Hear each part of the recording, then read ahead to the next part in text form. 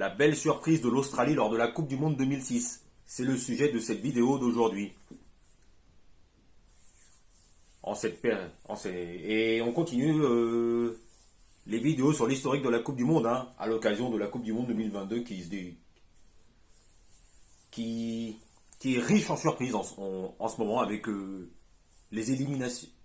Les éliminations dès le premier tour de l'Allemagne, dès la phase de groupe de l'Allemagne et de la Belgique, et des équipes surprises qualifiées pour les huitièmes de finale. On pense notamment au Maroc, qui jouera son huitième de finale de la Coupe du Monde face à l'Espagne tout à l'heure à 16h. Mais le sujet, c'est la surprenante Australie de 2006. Mais d'où sort cette équipe d'Australie? Eh bien, cette équipe d'Australie a marqué de son empreinte dans les années 2000 et qui a des joueurs évoluant à l'époque dans des meilleurs clubs européens.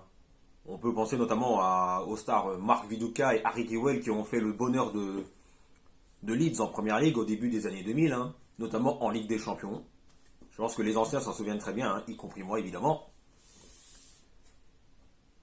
Et Harry Kewell deviendra par la suite le premier joueur australien à remporter la Ligue des Champions avec Liverpool en 2005, lors du miracle d'Istanbul, qu'on connaît. Milan AC mène 3-0 à la mi-temps, Liverpool revient 3-3, puis Dudek qui est héros de la séance des tirs au but, qui permet à Liverpool de remporter la Ligue des Champions en 2005. Mais l'Australie, ce n'est pas que Viduka et Kewell, il y a aussi leur gardien légendaire Mark Schwarzer, John Aloisi, etc., etc. Mais le joueur qui a le plus marqué dans les années 2000 et dans les années 2010 même, c'est Tim Cahill, qui est actuellement, à ce jour, toujours le meilleur buteur de l'histoire de l'équipe d'Australie. Et en 2006, l'Australie retrouve la Coupe du Monde, après de nombreuses années d'absence, et jusque-là, leur dernière participation en Coupe du Monde, c'était en 1974, si je ne dis pas de bêtises. Mais l'Australie se retrouve pour le retour en Coupe du Monde en 2006 en Allemagne, dans le groupe du Brésil, champion du monde en titre, le Japon et la Croatie. Mais si l'Australie remporte son match d'entrée face au Japon, 3-1, avec je crois un but de Cahill Tim Cahill sur ce match-là, si je ne me trompe pas. Mais ça sera ensuite plus compliqué, puisque l'Australie perdra face au géant brésilien, et sera tenue en échec ou perdra face à la Croatie, je ne sais plus. Je crois que l'Australie est tenue en échec par la Croatie, si je ne dis pas de bêtises. Et ce match est insolite, puisque le moment insolite, c'est que Josip Simonic, le joueur de l'équipe de Croatie, qui prend 3 cartons jaunes dans le même match. C'est le moment insolite de cette Coupe du Monde. Ça reste un des moments insolites. Et si ma mémoire est bonne, c'était l'anglais Graham Paul qui avait mis 3 cartons jaunes dans le même match à Simonic. Et qu'au bout de 3 cartons jaunes a pris finalement un rouge. C'était insolite. Et l'Australie fera un bon parcours lors du mondial 2006, jusqu'en huitième de finale où l'Australie se fera injustement éliminer sur un pénalty douteux face à l'Italie, alors qu'il n'aurait jamais dû avoir pénalty. Et c'est Fabio Grosso qui avait fait simulation, si je me rappelle bien. Et c'est Totti qui marquera le pénalty de la victoire de l'Italie face à l'Australie. Mais 4 ans plus tard, c'est un petit peu plus compliqué pour l'Australie, puisque, pas de chance, l'Australie est dans le groupe de l'Allemagne, un grand favori, le Ghana, qui va faire un très bon parcours qui va être mémorable. D'ailleurs, j'avais consacré une vidéo sur la grande épopée de l'équipe du Ghana en 2010, il y a quelques semaines de cela. Donc, si vous ne l'avez pas vu, n'hésitez pas à voir cette vidéo. Et il y avait qui d'autre? Il y avait la Serbie.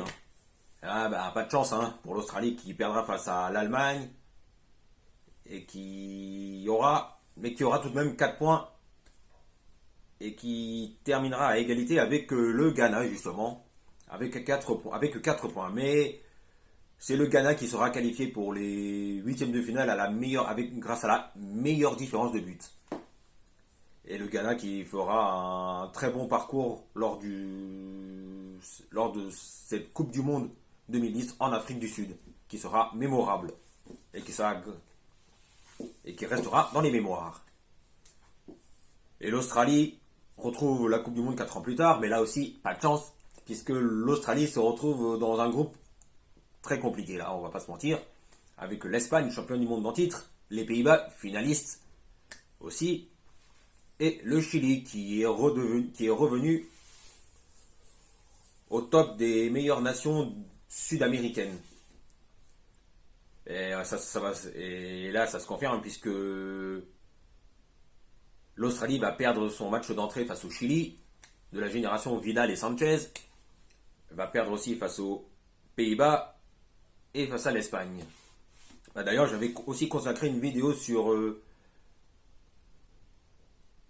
les belles surprises de l'équipe du Chili lors des Coupes du Monde 2010 et 2014. Et là aussi, si vous n'avez pas vu la vidéo, je vous invite à la regarder. Et donc l'Australie, cette fois-ci, est éliminée de la Coupe du Monde dès le premier tour pour la deuxième fois consécutive. Et l'Australie retrouve la Coupe du Monde 4 ans plus tard, en 2018, en Russie. Et là aussi, pas de chance, puisque l'Australie se retrouve dans le groupe de l'équipe de France, un des grands favoris à la victoire finale, le Danemark et le Pérou. Et là aussi, pas de chance, puisque l'Australie va perdre son match d'entrée face à l'équipe de France 2-1 sur un but d'Antoine Griezmann, sur penalty, et un but de Paul Pogba détourné par Aziz Beich. Et ensuite, l'Australie, ça sera compliqué, puisque l'Australie va perdre ses 2 matchs suivants. Et donc l'Australie, encore une fois, éliminée des premiers tours. Ensuite, l'Australie va retrouver la Coupe du Monde en 2020. Enfin, a retrouvé la Coupe du Monde en 2022 et a fait sensation en étant une des belles surprises de cette Coupe du Monde. Et pourtant, l'Australie avait largement perdu 4-1 face à l'équipe de France sur des buts de Rabiot, Mbappé et 2 buts d'Olivier Giroud. Et l'Australie va surprendre, puisque l'Australie va remporter ses 2 matchs suivants, l'un face à la Tunisie de Wabi Kazri et l'autre lors du dernier match face au Danemark.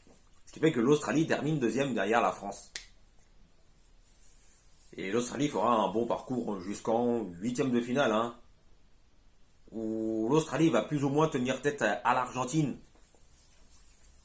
Et pourtant, l'Argentine va mener largement au score. Enfin, largement, je ne sais pas, mais l'Argentine va mener 2-0, mais va se faire une frayeur en toute fin de match sur ce but de Godwin, détourné par Enzo Fernandez.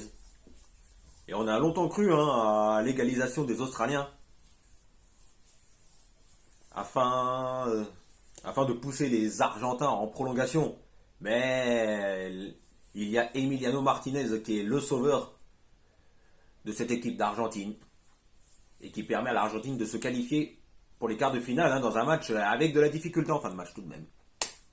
Voilà, c'était un plaisir d'avoir fait cette vidéo. N'oubliez pas de vous abonner en vous cliquant sur la petite cloche pour être informé des notifications et de la sortie des prochaines vidéos.